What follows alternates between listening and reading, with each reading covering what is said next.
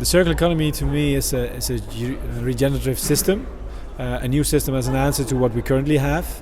That's a take, make, waste system. So currently we have a linear system where we take things out of the ground and we produce something of it and we throw it away in a very high pace.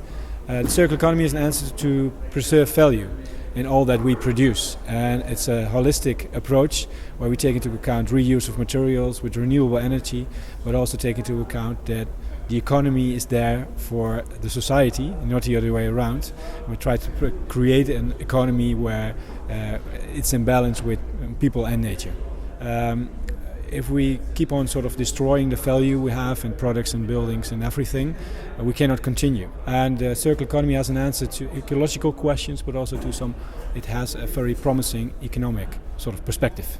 The circular economy can be promoted in society by just showing that it's more successful than our current system. So it has to outperform what we currently have, and it can. The current system is very inefficient. How we organize things, we sub-optimize a lot of things, and we can optimize the complete system as a whole.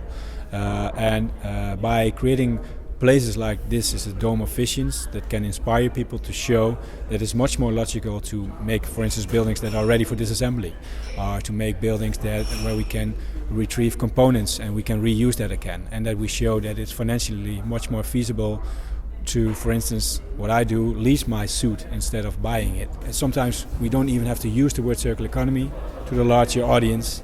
We just have to show these great innovations.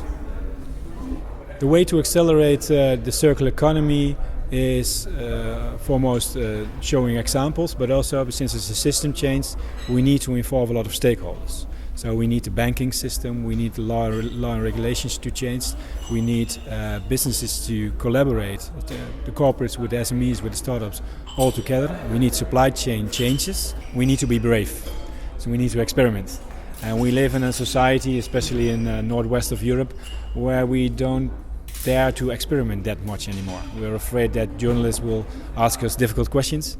We're afraid that we made a minor mistake and our career is down the drain. But this is the early stage of circular economy. We need to test out things. We need to see what works and what doesn't work. And we need to accept that sometimes things go wrong.